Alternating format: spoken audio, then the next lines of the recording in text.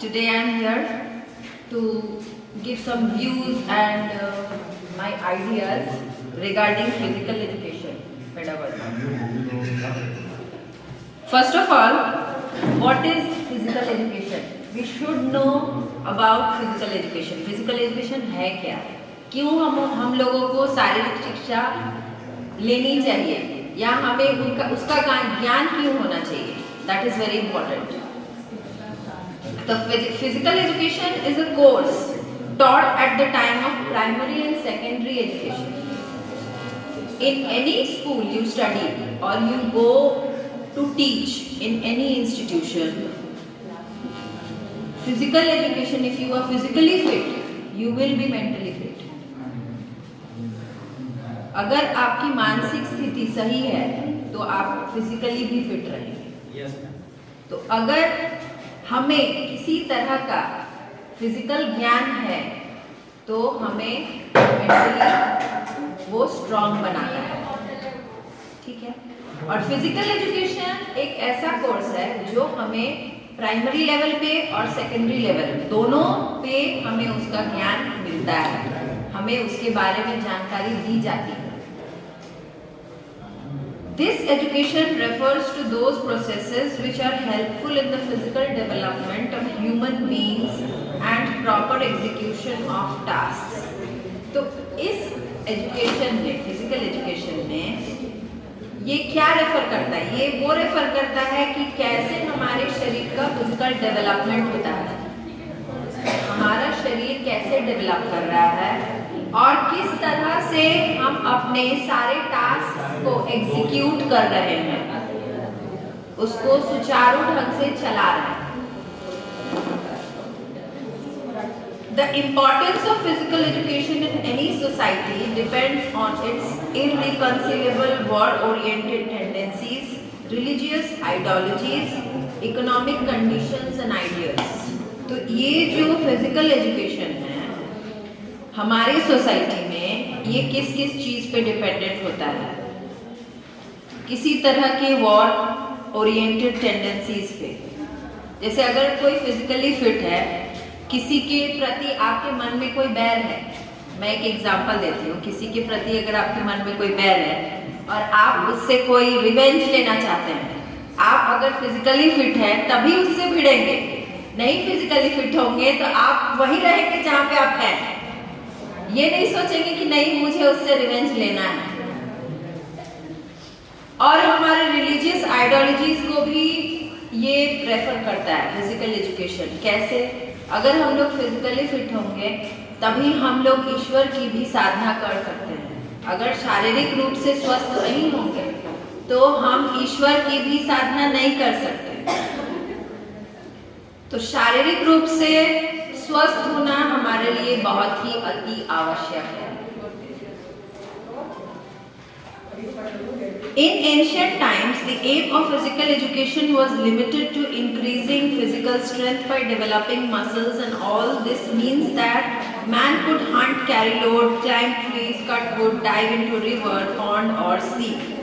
तो पहले के ज़माने में फिजिकल एजुकेशन बहुत लिमिटेड था. धीरे धीरे लोगों को जब इसके बारे में ज्ञान हुआ तब वो अपने फिजिकल स्ट्रेंथ को बढ़ाने के लिए जब किसी तरह का फिजिकल वर्क करते थे, जैसे शिकार करते थे, सामान उठाते थे, कोई भारी सामान उठाना है, लोड उठाना है, या पेड़ पे चढ़ना. अगर फिजिकली फिट होंगे तभी तो वो चढ़ेंगे, नहीं फिजिकली फिट होंगे तो नहीं चढ़ पाएंगे. या पेड़ काटना, ये भी एक फिजिकल वर्क का हिस्सा है. तो हर एक काम के लिए अगर हम फिजिकली स्वस्थ हैं तभी वो काम पॉसिबल हो सकता है, तभी वो वर्क हम प्रॉपरली कर सकते हैं. Be able to be successful in applying, but the purpose of physical education also changed and the meaning of physical education began to be understood as a well-organized program of the development of body parts. तो जैसे जैसे body parts हमारा develop होता है उस हिसाब से हमारा फिजिकल स्ट्रेंथ बढ़ता है. छोटा बच्चा है अगर, तो वो अपने हिसाब से काम करता है। जैसे मान लीजिए अगर 3-4 साल का बच्चा है, उसको अगर एक बकेट ही उठाना है पानी, तो वो अपने साइज के हिसाब से वो बकेट चूज करेगा कि कौन सा बकेट वो उठा सकता है। अब वो छोटा है, हाइट में भी छोटा है, उम्र में भी छोटा है, तो वो 20 लीटर का बकेट तो उठाएगा नहीं। वो उतना ही लोड उठाएगा जितना वो उसके आर्म्स में जितनी शक्ति होगी, वो उसी हिसाब से वो बकेट चूज करेगा और उसको उठाएगा। In the present times, the subjects of exercise, sports, entertainment, etc. come under the program of physical education. तो present times में exercises, sports, entertainment ये सब आते हैं physical education के अंदर। और along with this, personal health and public health is also given a place in physical education. Physical education में हम लोग पर्सनल हेल्थ को भी डील करते हैं और पब्लिक हेल्थ से भी रिलेटेड ये फिजिकल एजुकेशन दिया जाता है। Anatomy to determine programs and maximum benefit is taken from the principles of physiology, psychology and social science. तो ये फिजिकल एजुकेशन जब हम लोग किसी को देते हैं, किसी भी इंस्टीट्यूशन में आप दीजिए, स्कूल्स में दीजिए, तो इससे रिलेटेड जो सब्जेक्ट्स हैं वो हैं फिजियोलॉजी, साइकोलॉजी, मनोविज्ञान का ज्ञान भी हम लोग देते हैं, and social science which is related to your environmental studies. The purpose of physical education in individual form is to develop strength and increase a vascular neural skill, and in group form to awaken the spirit of collectivism. This is called physical education. तो physical education का purpose है किसी भी individual में strength को develop करना, ताकत जिसको हम लोग कहते हैं। physical education में किसी को भी अपने ताकत को डेवलप करने के लिए, उसको उसके वैस्कुलर न्यूरल स्किल्स को डेवलप करने के लिए जो शिक्षाएं दी जाती हैं वो है फिजिकल एजुकेशन।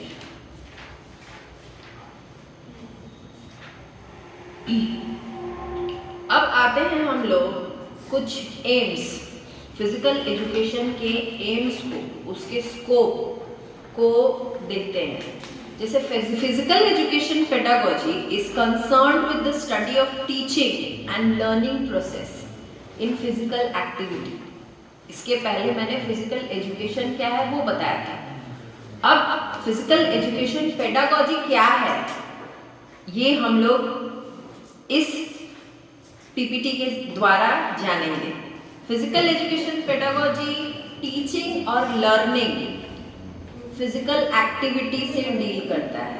फिजिकली आप कोई भी एक्टिविटी जानिए या किसी को बताइए, वो है आपका physical education pedagogy. Emphasis is placed on curriculum and instruction and teacher education. इस पेडागोजी में एम्फेसिस हम लोग किस चीज पे देते हैं?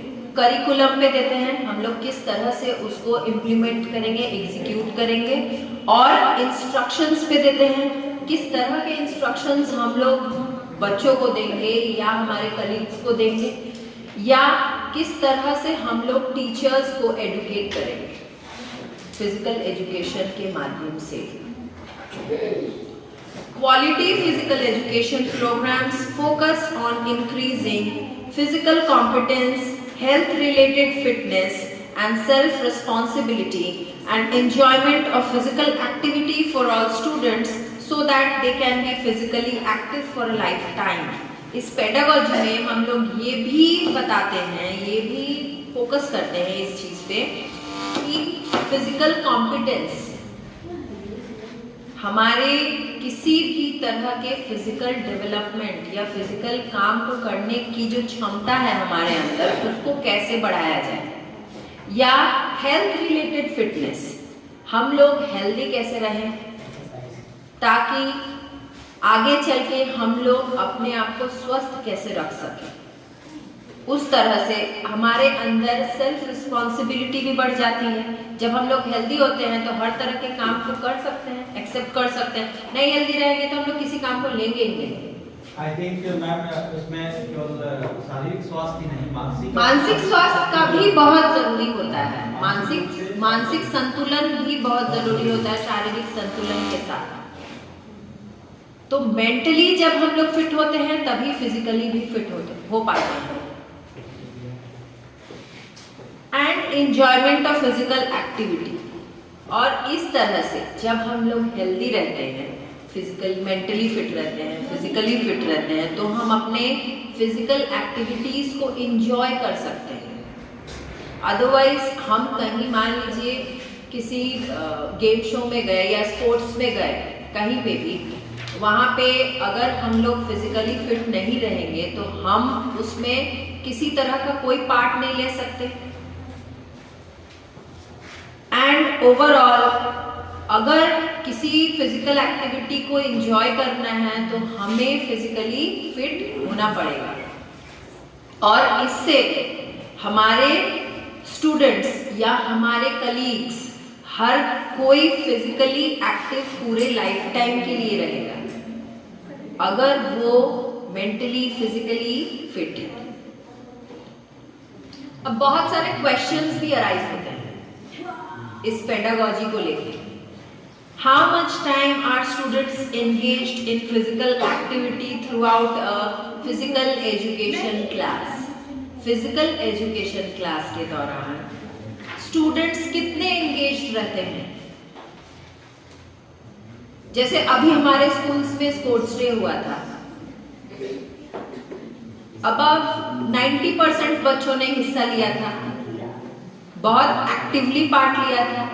मतलब वो फिजिकली फिट थे तभी लिया था। अगर फिजिकली फिट नहीं होते तो हमारा जो स्ट्रेंथ था, पार्ट लेने का जो स्ट्रेंथ था, वो घट के 50% हो जाता अगर वो फिजिकली फिट नहीं होते तो। वो फिजिकली फिट थे, फिजिकली एक्टिव थे, इसीलिए उन्होंने स्पोर्ट्स डे में हिस्सा लिया, अदरवाइज नहीं लेते तो हमारा स्पोर्ट्स डे इतना फ्रूटफुल नहीं हो पाता अगर सारे बच्चे पार्ट नहीं लेते। सारे बच्चों ने लिया तो हमारा स्पोर्ट्स डे बहुत सक्सेसफुल हुआ। One more question arises: how do different curriculum models enhance students' participation, enjoyment and learning in physical education? ये फिजिकल एजुकेशन में रुचि कैसे बढ़ती है बच्चों की, वो एंजॉय कैसे करते हैं, पार्टिसिपेट कैसे करते हैं? तो जाहिर सी बात है कि अगर बच्चे मेंटली फिट हैं तभी वो फिजिकली भी कहीं पे भी इन्वॉल्व होते हैं। तो बच्चों को ये परखना कि बच्चे मेंटली फिट हैं या नहीं, उनकी मानसिक स्थिति को समझना बहुत जरूरी होता है।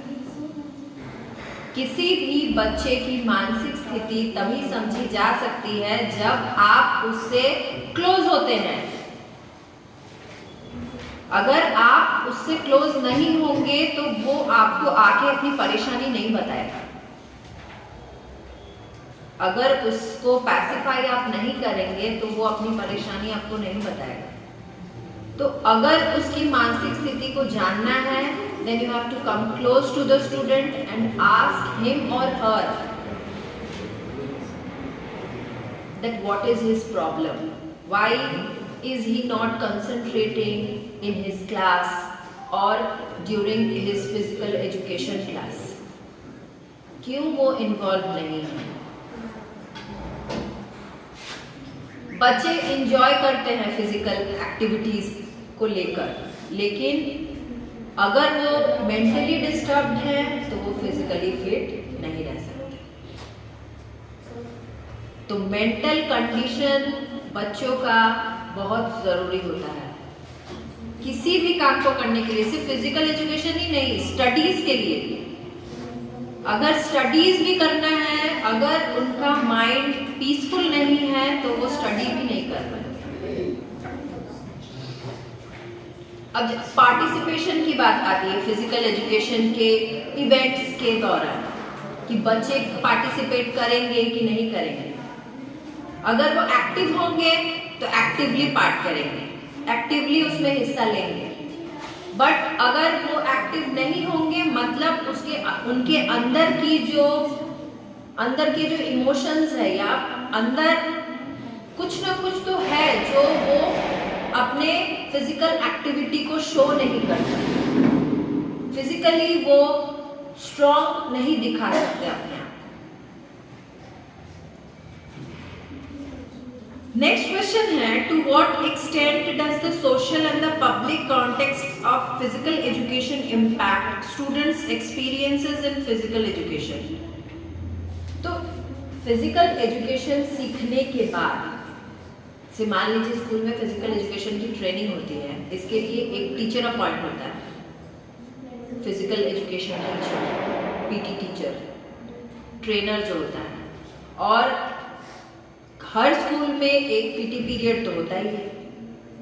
उस पीटी पीरियड के दौरान किसी भी क्लास के बच्चों को अगर आप ले जाते हैं तो उस टीचर की रिस्पॉन्सिबिलिटी बनती है कि आप उसको प्रॉपरली पीटी पीरियड में गाइड करें। ऐसा नहीं कि आप लेके जाइए कहीं बैठ जाइए और बच्चे ऐसे ही अपने खुद ही खेल रहे हैं, तो आखिर उस पीटी टीचर का काम क्या है? ले जाके सिर्फ बच्चों को छोड़ देना या बच्चों के साथ खुद इंटरैक्ट करना, उसको बताना, किसी भी गेम्स के बारे में उसको नॉलेज देना। This is the work of A PT teacher. अगर एक पीटी टीचर पूरी तरह से इन्वॉल्व होता है तभी बच्चे उस फिजिकल एजुकेशन पीरियड में अपने आप को फिजिकली स्ट्रॉन्ग और फिट महसूस करते हैं, क्योंकि टीचर भी एक्टिव है। टीचर का एक्टिव पार्ट लेना बहुत ज़रूरी होता है, कहीं पे भी हो, सिर्फ फिजिकल एजुकेशन फील्ड में ही नहीं, एनी फील्ड। आप क्लासरूम में जा रहे हैं, बच्चे क्लास में बैठे हैं, you come and sit on the chair, students are shouting, you don't mind, they go on shouting, the principal enters the classroom, students stand up, they stop shouting, teacher is still sitting. What will be the reaction of the principal? Principal क्या सोचेगा कि teacher बच्चों को हल्ला करवा रहा है, he is not guiding the students। लेकिन टीचर का काम क्या है? बच्चों को जाओ क्लास में, उनको प्रॉपरली गाइड करो, जो जिस भी सब्जेक्ट का पीरियड है वो सब्जेक्ट्स के बारे में उनको प्रॉपर नॉलेज दो, यही तो काम होता है। तो इससे बच्चों के मेंटल स्ट्रेंथ पे क्या असर पड़ता है कि हमारे टीचर आते हैं क्लास में बैठते हैं ऐसे ही चले जाते हैं, कुछ तो कराते हैं नहीं। तो ये जो एनवायरनमेंट बनता है उस टीचर के प्रति, वो क्या होता है, बाहर जाके भी तो इसको बच्चे बोलते हैं कि क्लास में हमारा पीरियड नहीं होता है, टीचर आते हैं सिर्फ टाइम पास करते हैं। Either nursery or UKG student also told all this. Yes, they will tell because they are seeing the teachers what they are doing. If you are using mobile phones during your classes, students see that and they go home and tell that during classes teachers use mobile phones. ये गलत है, ये नहीं करना चाहिए, क्योंकि आप एक टीचर के प्रोफेशन में हैं तो ये आपका राइट नहीं है कि क्लास के टाइम में आप मोबाइल फोन यूज करें। Next, a question arises, what strategies can teachers utilize to implement assessments within the instructions to learn if their students have learned? क्या स्ट्रैटेजी हम लोग अराइज कर सकते हैं किसी भी असेसमेंट को इम्प्लीमेंट करने के लिए? कोई भी असेसमेंट अगर हम देते हैं तो किस तरह की स्ट्रैटेजीज को हम लोग इम्प्लीमेंट करें, यूटिलाइज उसको कैसे करें? असेसमेंट हमें बच्चों को देना है, तो हम लोग उसको कैसे दे सकते हैं, कैसे इंस्ट्रक्शंस देंगे कि आपको ये असेसमेंट कंप्लीट करना है। जैसे अभी विंटर वेकेशंस चल रहे हैं, हम लोगों ने ड्यूरिंग विंटर वेकेशंस के पहले तो किसी तरह का कोई होमवर्क उनको प्रोवाइड नहीं किया, बट जब हमें होमवर्क देना था, स्कूल ने विंटर वेकेशन दिया, तो उस तरह का इम्प्लीमेंटेशन भी चाहिए था होमवर्क्स के लिए, तो हम लोगों ने व्हाट्सएप के जरिए उसको दिया। तो ये जो डिसीजन हम लोगों ने लिया था, ये तो सबके सहमति से हुआ था, everybody was involve in it. तब हम लोगों ने डिसाइड किया कि हाँ, असेसमेंट हम लोग व्हाट्सएप के जरिए बच्चों को देंगे। तो बच्चे व्हाट्सएप के जरिए उनको ये पता चल गया कि हाँ, हमें होमवर्क बनाना है। अगर किसी तरह का कोई न्यूज़ पहुंचाने का तरीका ही नहीं होता तो हम लोग ये कर नहीं पाते। Thanks to social media. What about those days when mobile phone is not only But communication? yes sir, I agree with you. If no one is having a mobile phone or anyone is not using WhatsApp, what will they do? How will they do their homework? According to me, एक written homework भी होना चाहिए, एक written homework भी देना चाहिए school के द्वारा, ताकि जो बच्चे मोबाइल फोन यूज नहीं करते हैं, उनके पेरेंट्स व्हाट्सएप यूज नहीं करते हैं, उनको भी ये सुविधा प्राप्त हो कि वो अपना होमवर्क बना सकें। स्कूल के द्वारा एक प्रिंटेड पेपर उन लोगों को मिलना चाहिए। ऐसे तो जो जिन बच्चों के पास होमवर्क नहीं पहुंचा होगा वो तो होमवर्क बना के आएंगे ही नहीं, और वो सीधा आके बोलेंगे सर हम तो व्हाट्सएप यूज करते ही नहीं है, या हमारे पास मोबाइल फोन ही नहीं है।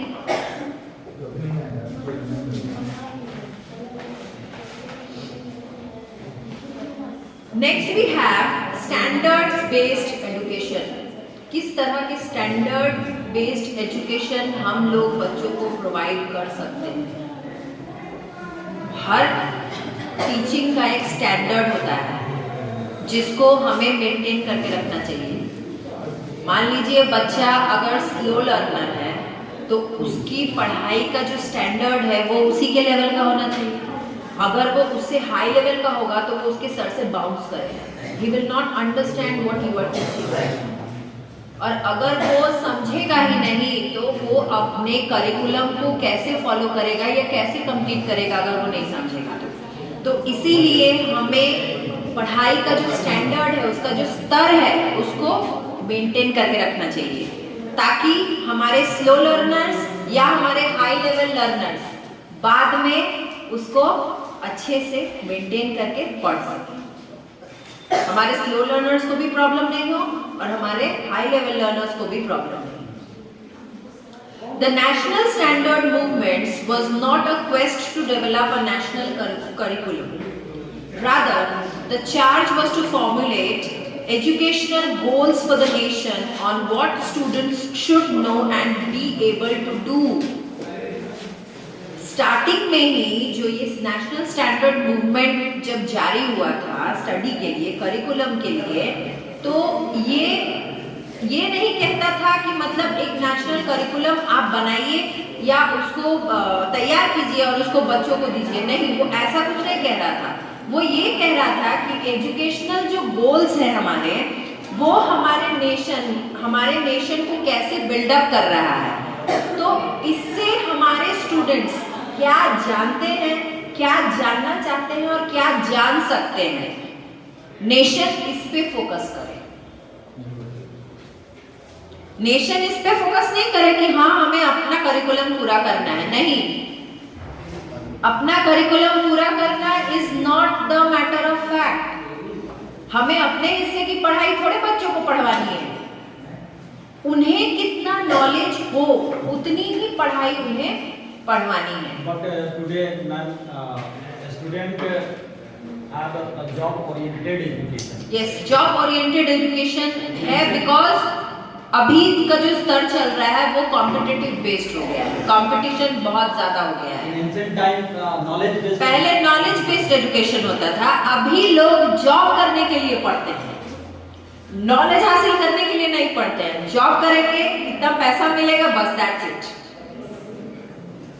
ये नहीं, अभी कुछ दिनों पहले एक लड़का आया था मेरे घर, वो एक बुक लेके आया था साइंस की, उसमें वो पढ़ रहा था इलेक्ट्रिसिटी के बारे में, बट उस बुक में मेंशन नहीं था कि इलेक्ट्रिसिटी का ऐसा यूनिट क्या है। अब बताइए, उसका बेसिक यूनिट जो है वही आपको नहीं पता चलेगा तो इलेक्ट्रिसिटी आप निकालेंगे कैसे? उसको उसका बेसिक नॉलेज ही नहीं है, बट उसके ऊपर के सारे नॉलेजेस हैं। तो हर एक पढ़ाई में सबसे पहले किसी भी बच्चे को बेसिक नॉलेज देना बहुत जरूरी होता है, और बेसिक नॉलेज के देने के लिए बुक्स भी ऐसे सिलेक्टेड होने चाहिए कि उसमें बेसिक नॉलेज प्रोवाइडेड हो। हाई लेवल नॉलेजेस जब बच्चा हाई लेवल क्लासेस में जाता है तो उसको प्रोवाइड किया जाता है, but in class 6 at least we should, whatever topics or whatever chapters we are coming through, we should at least know their basic knowledge. Basic knowledge के बारे में उनको तो जानकारी होना चाहिए। Now, what are the goals of standard based education? Goals क्या है? Decrease the achievement gap between the economically advantaged and disadvantaged. तो इसके गोल्स क्या हैं? स्टैंडर्ड एजुकेशन जो हम लोग प्रोवाइड करते हैं उसके गोल्स क्या हैं? इकोनॉमिकली मतलब पैसे के माध्यम से, एडवांटेज और डिसएडवांटेज के बीच में जो अचीवमेंट गैप होता है वो खत्म हो जाता है अगर स्टैंडर्ड बेस्ड एजुकेशन होता है तो, क्योंकि हर किसी को हर वो चीज पता होता है जो उसको होना चाहिए।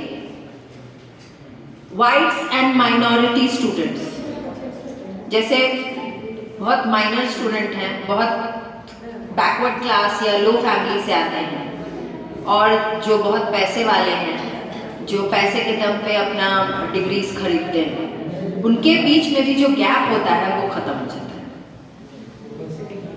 इमिग्रेंट चिल्ड्रन जो बाहर से इमिग्रेट करते हैं उनके बीच में भी जो गैप होता है वो खत्म हो जाता है। एंड स्टूडेंट्स विद डिसेबिलिटीज, तो डिसेबिलिटीज वाले स्टूडेंट्स जो होते हैं उनके बीच में भी जो ये डिक्रीजिंग अचीवमेंट गैप होता है ये खत्म हो जाता है, क्योंकि उनको भी पता होता है कि स्टैंडर्ड लेवल ऑफ स्टडी क्या है। But ma'am, government have so many provision in Sarkari school, but survey told that less than 50% the student came to school for education. Really? This is the main problem. This is the main problem. In Sarkari schools also, all the students don't go to school because वहाँ पे knowledge की जो अभी भी कमी है, knowledge अभी उन तक पहुँच नहीं पा रहा है, वो लोग समझ नहीं पा रहे हैं कि knowledge कितना important है उन लोगों के लिए, और जब तक ये समझ उनके अंदर नहीं आएगा वो नहीं जाएंगे स्कूल। प्राइवेट स्कूल में क्या है, पेरेंट्स फोर्स करके अपने बच्चों को भेजते हैं, लेकिन सरकारी स्कूल में बच्चों को पेरेंट्स फोर्स नहीं करते हैं, क्योंकि उनके पेरेंट्स में भी तो लिटरेसी की कमी है। Then we aware the guardian. हाँ, गार्जियंस को अवेयर करना चाहिए। मेरे व्यू से तो डोर टू डोर कैंपेन होना चाहिए स्टडी के बारे में, नॉलेज के बारे में, कैसे उन लोगों को हम लोग नॉलेजेबल बना सकते हैं, कैसे बच्चों को स्कूल्स में पहुंचा सकते हैं। ज़्यादा से ज़्यादा बच्चे तभी पहुंचेंगे जब आप उनके पेरेंट्स अवेयर होंगे इसके बारे में। In 2001, federal legislation proposed a new educational initiative, No Child Left Behind Act. ये एक्ट पारित हुआ था 2001 में फेडरल लेजिस्लेशन के द्वारा, जो कि एक एजुकेशनल इनिशिएटिव था एजुकेशन के तरफ। No child left behind act मतलब हर एक बच्चा पढ़ने का अधिकारी है, उसको शिक्षा मिलनी चाहिए। To narrow the achievement gap, जो ये अचीवमेंट गैप है उसी को खत्म करने के लिए ये NCLB एक्ट को पारित किया गया है। Right to education 6 to 14 years। अब आते हैं NASPE standards in physical education. ये तो थोड़ा स्टैंडर्ड बेस्ड एजुकेशन आपके एकेडमिक्स में हो गया था, अब थोड़ा फिजिकल एजुकेशन पे भी वापस आ जाते हैं हम लोग। Moving into the future, future में national standard for physical education, a guide to content and assessment 1995 and 2004।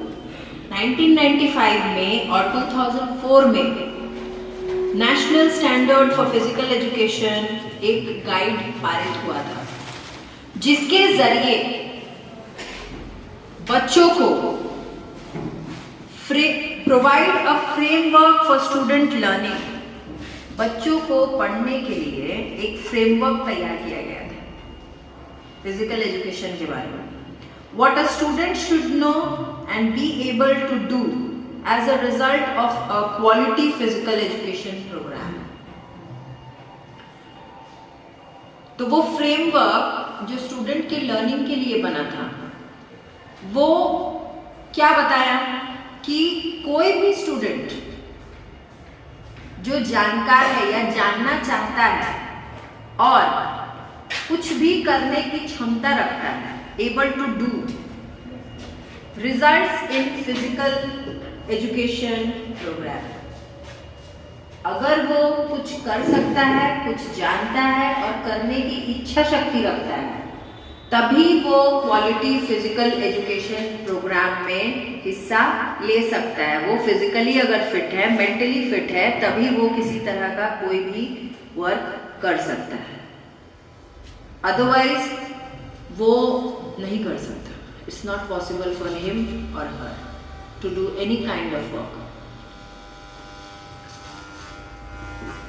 इसके ऊपर बहुत सारे असेसमेंट्स भी आए हैं, जैसे physical education matrix, NASPE assessment series, बहुत सारे असेसमेंट्स भी फिजिकल एजुकेशन के प्रति पारित हुए हैं, जो आज भी बहुत सारे देशों में फॉलो किए जाते हैं। बहुत सारे देश फिजिकल एजुकेशन को लेकर बहुत सीरियस है। हर तरह के स्पोर्ट्स गेम्स, ओलंपिक्स, हर चीज में हिस्सा लेते हैं actively, because they are physically fit, mentally fit. Now how can we develop a curriculum? किसी भी पाठ्यक्रम को हम लोग कैसे डेवलप कर सकते हैं? A physical education curriculum includes all knowledge, skills and learning experiences. हर तरह के knowledge, skills और सीखने के experiences को provide करता है हर students के लिए। मतलब हर तरह का जो knowledge, मान लीजिए किसी भी फिजिकल ट्रेनर के पास जो भी नॉलेज है, वो अगर अपने बच्चों को प्रॉपरली दे तो वो बच्चा फिजिकली और मेंटली स्ट्रांग तो बिल्कुल होगा। अगर वो प्रॉपरली उसको वो नॉलेज, स्किल या वो लर्निंग, अपना लर्निंग एक्सपीरियंस अगर वो बच्चों के साथ इंटरैक्ट नहीं करेगा तो वो बच्चा कभी भी फिजिकली फिट या मेंटली फिट नहीं हो सकता।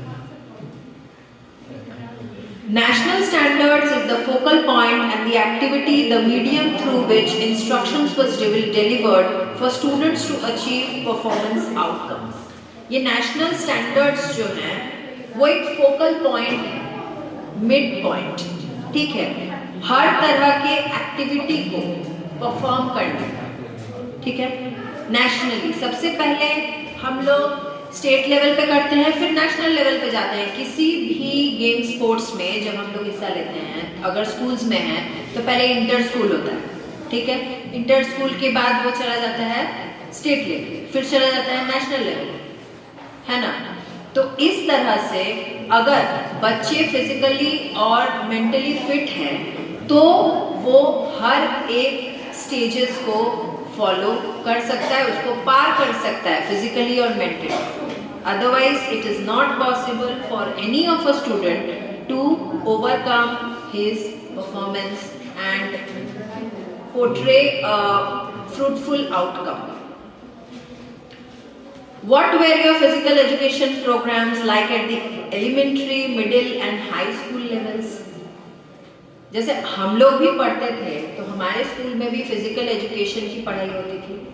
एक पीरियड होता था पीटी पीरियड, या मॉर्निंग में जब असेंबली होता था तो उस समय हम लोग एक्सरसाइजेस करते थे। तो ये भी तो हमारे फिजिकल एजुकेशन का हिस्सा है। मॉर्निंग में अभी हमारे स्कूल में जो एक्सरसाइजेस होते हैं, ड्यू टू टाइम ड्यूरेशन की वजह से ही ना हम थोड़ा ही बहुत कर पाते हैं, बट अगर वो उसको हम बढ़ा देते हैं तो बच्चों की जो शारीरिक डेवलपमेंट है वो जल्दी विकास करेगा। क्योंकि घर पे तो कोई फिजिकल ट्रेनिंग लेता नहीं है, और स्कूल में भी अगर उनको हम नहीं प्रोवाइड करेंगे प्रॉपर, तो फिर आखिर वो फिजिकली फिट बनेंगे कैसे? सिर्फ पौष्टिक खाना खाने से कोई फिजिकल फिट थोड़े होता है, उसके साथ योगा, एक्सरसाइजेस ये भी ज़्यादा इम्पोर्टेंट होता है। और घर पे अगर उनको बच्चे नहीं फॉलो कर सकते हैं तो स्कूल में अगर हम उनको इस तरह की ट्रेनिंग, इस तरह का शिक्षा देते हैं, तब वो भली भांति उसको सीख सकते हैं। एलिमेंट्री लेवल पे बच्चों को हम हर तरह के गेम्स करा सकते हैं। मिडिल स्कूल में हर तरह के स्पोर्ट्स में उनको प्रोत्साहित कर सकते हैं कि वो हिस्सा लें। How did your teacher deliver the instruction? अगर आपके स्कूल में पीटी ट्रेनर है तो वो किस तरह से इंस्ट्रक्शंस देता है? अगर वो खुद ही फिजिकली फिट नहीं होगा तो वो प्रॉपर इंस्ट्रक्शंस कैसे देगा? तो पीटी टीचर का एक मेन अहम हिस्सा होता है फिजिकल ट्रेनिंग में। अगर वो फिजिकली मेंटली फिट है तभी वो अपने बच्चों को अच्छे से गाइड कर सकता है। What did you learn in physical education? Physical education से आपने क्या सीखा? कि दूसरों को मारना कैसे है उनको पीटना कैसे है? नहीं, फिजिकल एजुकेशन में हम अपने मसल्स के स्ट्रेंथ को बढ़ाते हैं, एक्सरसाइजेस के द्वारा, योगा के द्वारा, मेडिटेशन करके हम अपने मेंटल स्ट्रेंथ को बढ़ाते हैं। तो ये सब अगर प्रॉपरली कोई ट्रेनर आपको इंस्ट्रक्ट करके सिखाए या बताए तो वो ज्यादा फ्रूटफुल होता है। अब पाठ्यक्रम, करिकुलम की डेवलपमेंट कैसे होती है? इंस्ट्रक्शंस जो होता है, यूनिट ऑफ इंस्ट्रक्शंस, जैसे बास्केटबॉल में या डांस में।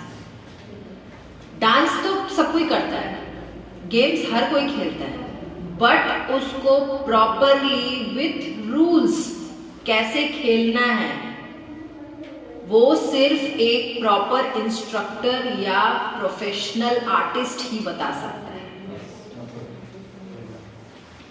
अगर बास्केटबॉल खेल रहा है तो बहुत सारे रूल्स होते हैं बास्केटबॉल खेलने के। ऐसा नहीं कि बॉल लो, उसको उछालो और बास्केट में डालो, ऐसा थोड़े होता है।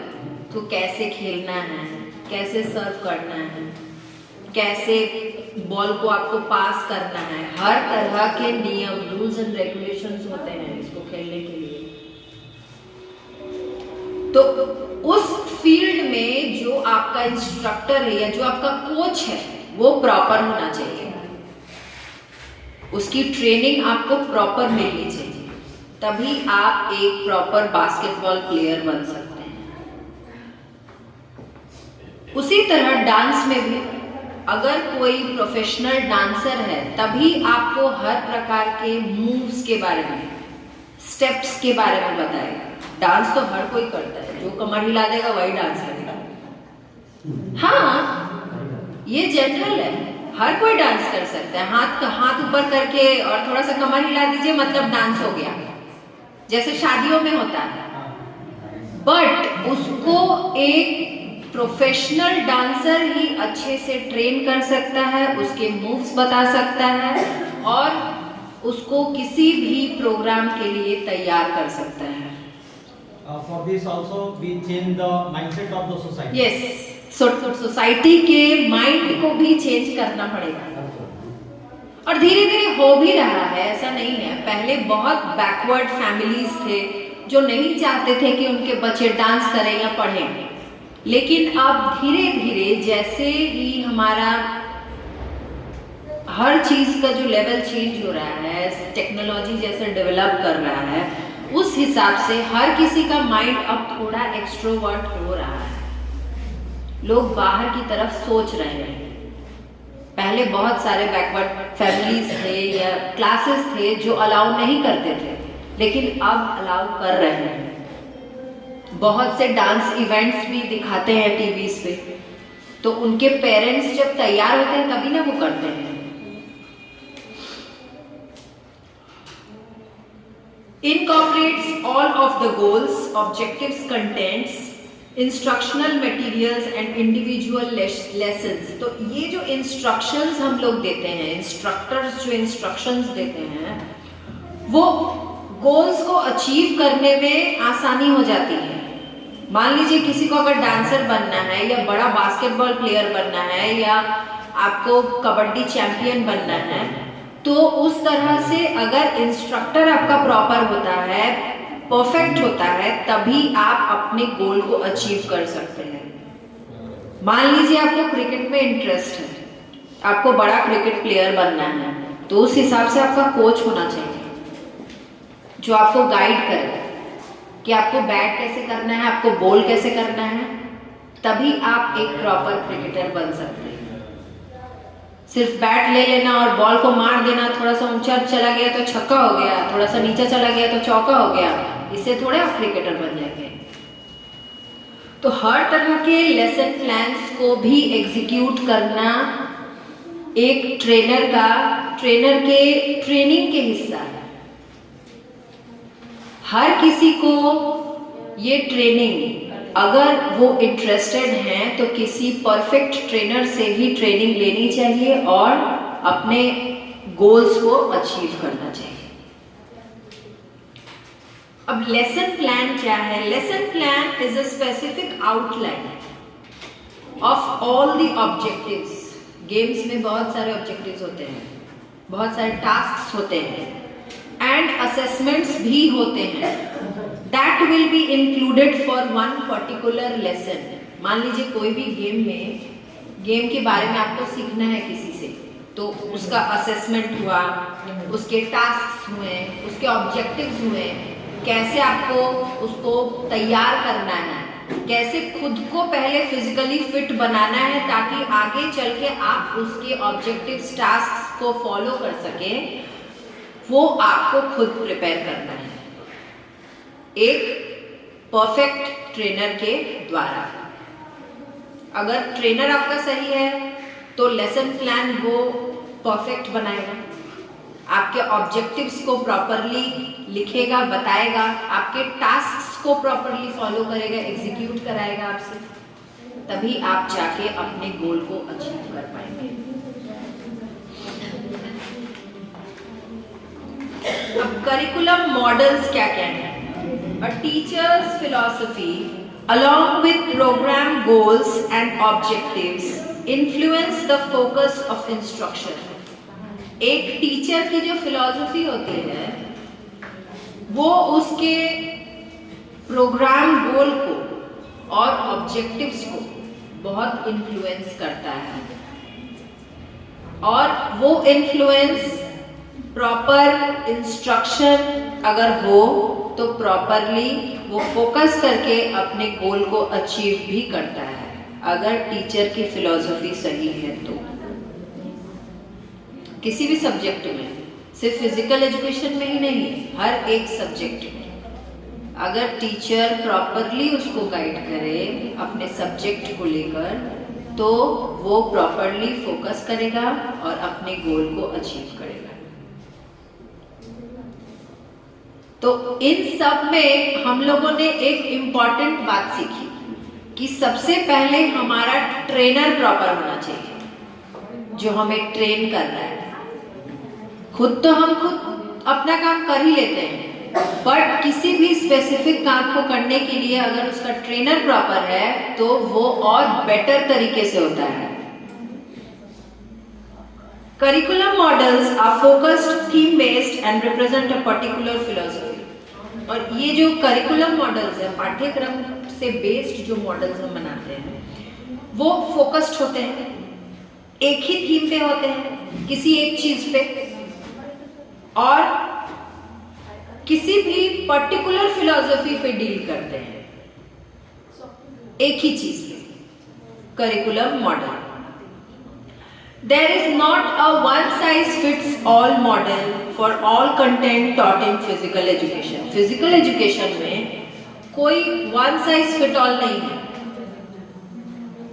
मतलब एक ही साइज के बच्चे या एक ही साइज के ट्रेनर्स सारी चीज में फिट होंगे ऐसा नहीं है।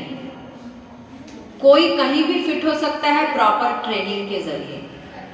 अगर उसको प्रॉपर ट्रेनिंग है तो वो किसी चीज में अपने आप को फोकस करा सकता है और उसको प्रॉपरली एग्जीक्यूट कर सकता है।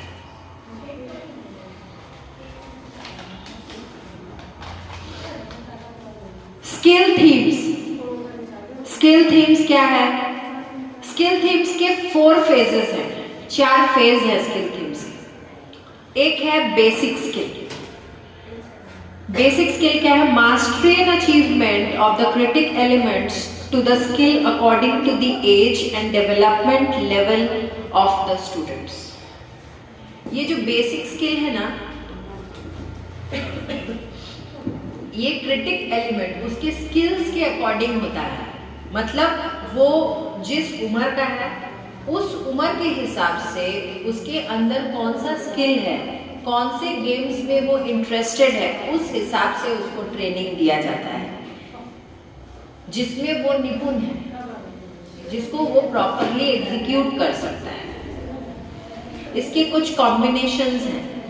Once of the basic skills and the critical elements are mastered, जब उसके बेसिक स्किल को और उसके क्रिटिकल एलिमेंट्स को जब वो ट्रेनर मास्टर कर लेता है पूरी तरह से, जब मास्टर कर लेता है तब क्या होता है? Then the other skills and the movement concepts can be added. जब उसका बेसिक कॉन्सेप्ट क्लियर हो गया तो अब उसमें दूसरे मूवमेंट्स और कॉन्सेप्ट्स को हम लोग ऐड कर सकते हैं।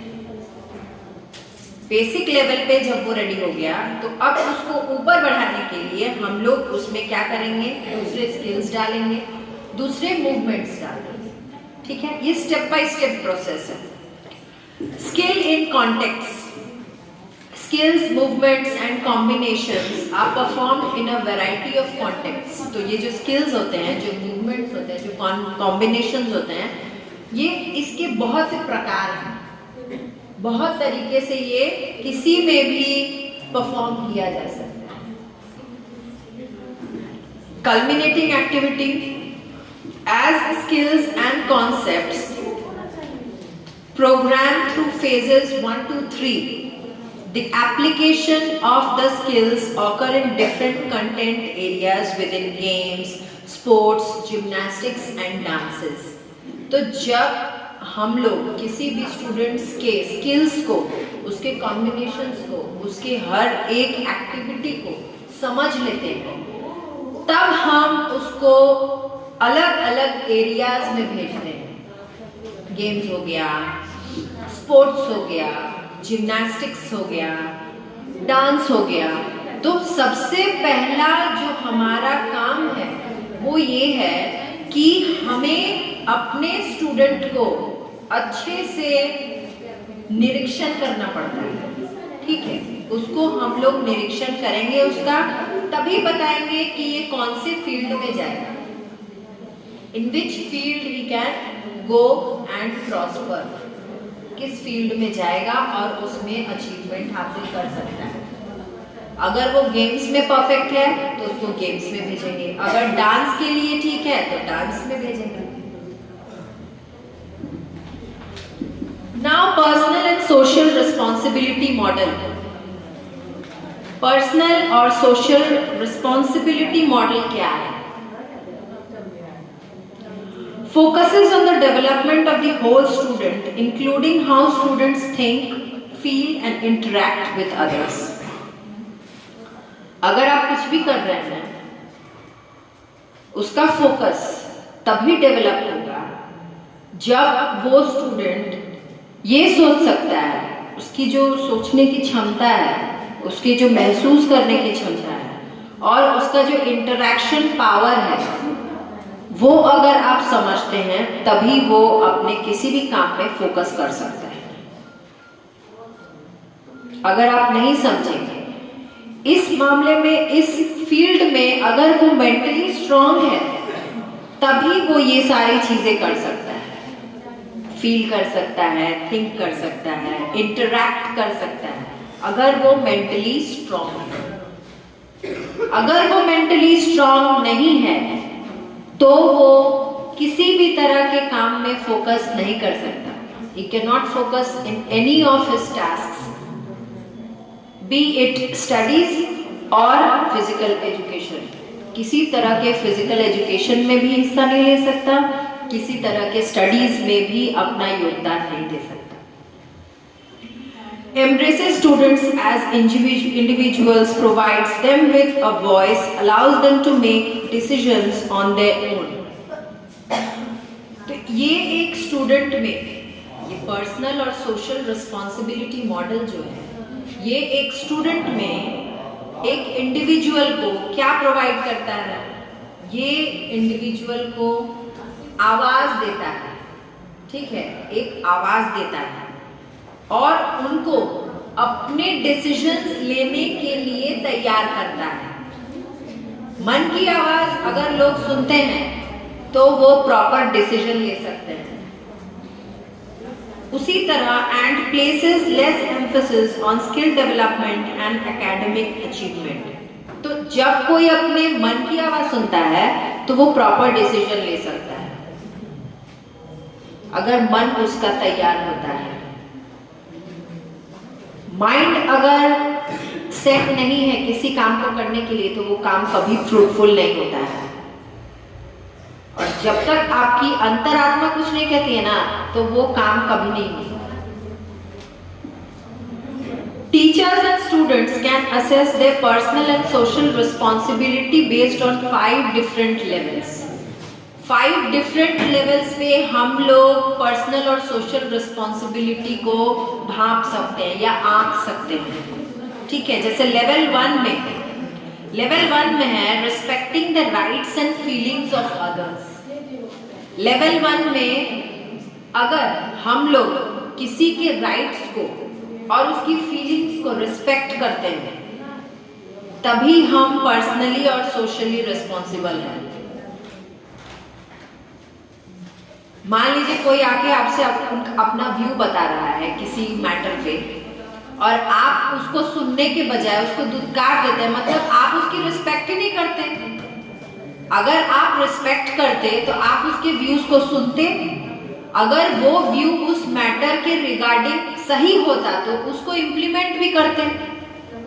मतलब अगर लेवल 1 में अगर आपको लेवल 1 क्लियर करना है तो आपको किसी के भी राइट्स और फीलिंग्स को रिस्पेक्ट करना है, तभी आप सोशली और पर्सनली रिस्पॉन्सिबल हैं और इस मॉडल पे खरे उतरेंगे। लेवल 2 में पार्टिसिपेशन एंड एफर्ट। आप किसी भी काम को करने के लिए कितना पार्टिसिपेटेड है, कितना पार्टिसिपेट कर रहे हैं या कितना एफर्ट डाल रहे हैं, वो बहुत ज्यादा इंपॉर्टेंट है। आपको कोई काम दिया जाता है, जैसे स्कूल से रिलेटेड हम लोग रिजल्ट ही बनाते हैं, उसको अगर हम लोग प्रॉपर तरीके से नहीं बनाएंगे तो बच्चों को आप क्या दिखाएंगे? अगर पेपर करेक्शन ही सही नहीं होगा तो आप क्या उनको मार्क्स देंगे? क्या एफर्ट? आप कोई एफर्ट ही नहीं डालेंगे तो आप क्या रिजल्ट देंगे अपने बच्चों को? क्लास में जाएंगे, पढ़ाएंगे ही नहीं तो बच्चों का रिजल्ट क्या होगा? कुछ नहीं होगा, 0 होगा। Self direction. आप अपने आप को कितना सेल्फ डायरेक्ट कर सकते हैं? अपने आप को आप कितनी सही दिशा दे सकते हैं या किसी भी काम को खुद कितना सही कर सकते हैं, वो भी बहुत इम्पोर्टेंट है, बहुत ज़रूरी है। Caring about and helping others, ये तो हमारे अंदर का ग्रैटिट्यूड है कि हम किसी के बारे में कितना सोचते हैं, कितना केयर करते हैं, कितनी मदद करते हैं, ये तो हमारे ऊपर है। बहुत ऐसे लोग होते हैं जो कहीं पे भी किसी को भी देखते हैं ऐसे ही और छोड़ के चले जाते हैं। थोड़ा रुक के, थोड़ा उसका हालचाल लेके अगर हम कुछ अचीव नहीं कर सकते तो कुछ खो भी तो नहीं सकते। हमारा कुछ चला तो नहीं जाता है जब हम किसी से पूछते हैं कि आप कैसे हैं, क्या हुआ है, कैसे चोट लगा है। हमारा तो कुछ नहीं ना जा रहा है, लेकिन हाँ सामने वाले को ये लग रहा है कि ये आदमी मेरे लिए कंसर्न है। ये कंसर्न थोड़ा दिखाना चाहिए, तभी हम शो कर सकते हैं कि हम कितने सिंपैथेटिक हैं किसी के भी प्रति। सिंपैथी दिखाना बहुत जरूरी है। And last level is outside of the gym. अब जैसे मान लीजिए कोई कहीं जिम में है, ठीक है, जिम में अपना योगा वगैरह एक्सरसाइज वगैरह कर रहा है, वहां पे तो आप फ्रेंडली हैं, ठीक है, वहां पे ट्रेनर ऑलरेडी खड़ा है, वहां पे झगड़ा झंझट थोड़े कोई करेगा। अब किसी से कितना भी आपकी दुश्मनी हो, लेकिन जिम में जाना है तो वो अपना ही काम न करना है। दूसरे से आपकी दुश्मनी है तो आप उसको पोक तो करेंगे नहीं। लेकिन जिम के बाहर भी अगर आप उसी तरह का नेचर दिखाएंगे तभी आप पर्सनली और सोशली रिस्पॉन्सिबल हैं। जिम के बाहर वो आया तो उसको अच्छे से धो दिया, एक्सरसाइज जो अंदर किया वो बाहर निकाल दिया, तो इससे क्या हुआ? इससे ये क्या दिखाया? ये यही दिखाया कि आप कितने क्या हैं। बताइए दिनेश सर, आप क्या हैं? बाहर आके अगर आप किसी को पीटते हैं तो ये क्या दिखाता है? आपके अंदर का क्या दिखाता है? हाँ, सेल्फिश एटीट्यूड हो गया या अग्रेसिवनेस हो गया किसी के प्रति। ठीक है, आप कितने अग्रेसिव हैं। तो ये अगर आप अग्रेसिवनेस दिखा रहे हैं मतलब आप पर्सनली और सोशली रिस्पॉन्सिबल नहीं हैं। अग्रेशन तो खुद के लिए भी खराब होता है और दूसरों के लिए भी खराब होता है, सोसाइटी के लिए तो और खराब है। तो ये सब जो है हम लोगों को खुद के लिए एक रोल मॉडल बनना चाहिए, ताकि आगे चल के हम लोगों को अफसोस नहीं रहे कि हम लोगों ने लाइफ कैसे जिया। Teaching games for understanding, tactical game model, problem based approach to games teaching. TGM का गोल ये है, improve students game performance by combining tactical awareness with skill execution and increase students interest and excitement about games. तो teaching games and understanding tactical games method का जो गोल है, ये हमें क्या सिखाता है? बच्चों के अंदर की जो स्किल्स है, उनके टैक्टिक्स हैं, वो किस तरह से अपने स्किल्स को एग्जीक्यूट कर रहे हैं और उनका गेम्स के प्रति कितना एक्साइटमेंट है, कितना इंटरेस्ट है, ये इस मॉडल में दिखाता है।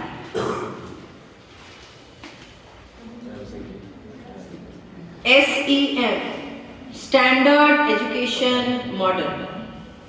This model was developed by Daryl Siedentop in 1984.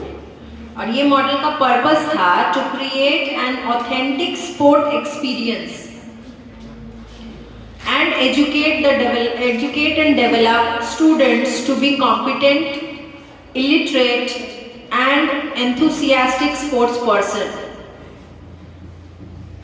ये जो मॉडल है स्टैंडर्ड एजुकेशन मॉडल, ये डैरिल सिडेंटॉप ने 1984 में इन्वेंट किया था या इसको पारित किया था, डेवलप किया था। और इसका जो पर्पस था वो क्या था कि किसी में भी स्पोर्ट का अच्छा एक्सपीरियंस और उनको कैसे एजुकेट करना है, कैसे कॉम्पिटेंट बनाना है, लिटरेट बनाना है, एंथुसियास्टिक बनाना है, ये उस मॉडल का पर्पस था कि कोई भी अगर खेल रहा है तो कैसे वो एक अच्छा स्पोर्ट्स पर्सन बने, ये शो करता है। Thank you and have a nice day.